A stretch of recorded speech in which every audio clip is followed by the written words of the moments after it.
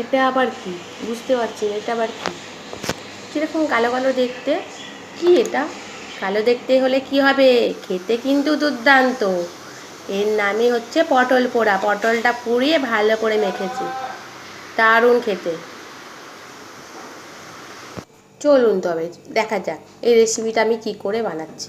চলুন, এই পটলগুলো নিয়ে নিয়েছি, 4খানা পটল নিয়েছি। পটলগুলোকে কি করব, কেটে নেবো, ভালো করে কেটে চিড়ে চিড়ে নেবো মধ্যিখানে মধ্যিখানে। এবার দেখুন গ্যাসে বসিয়ে দিয়েছি, পটলগুলোকে এপিট ওপিট করে ভালো করে পটলগুলোকে পুড়িয়ে নেবো।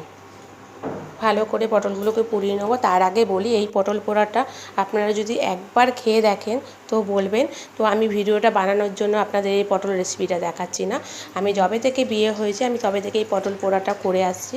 আমার হাজব্যান্ড পটলের কোনো রেসিপি পছন্দ করে না, তবে এই রেসিপিটা হলে আমার হাজব্যান্ডের আর কিচ্ছু লাগবে না।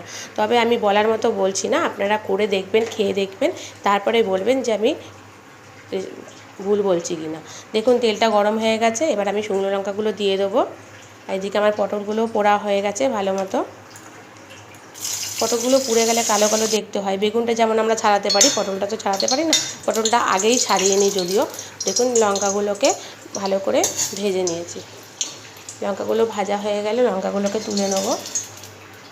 দেখুন একবার এই পটল পোড়াটা করে দেখবেন, দারুণ খেতে হয়। ওই দিয়ে ভাত খেয়ে নেবেন।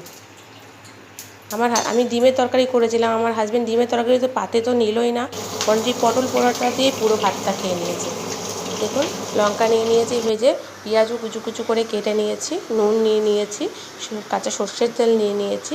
যদি কাঁচা লঙ্কা চান তো খেতে কাঁচা লঙ্কাও নিতে পারেন ঝালের জন্য। তো ভালো করে এটাকে এবার মেখে নেবো। দেখুন ভালো মতো মাখা হয়ে গেছে। এই পটল পোড়াটা দিয়ে আমার হাজব্যান্ড পুরো ভাতটা খেয়েছে। এত সুন্দর খেতে হয়।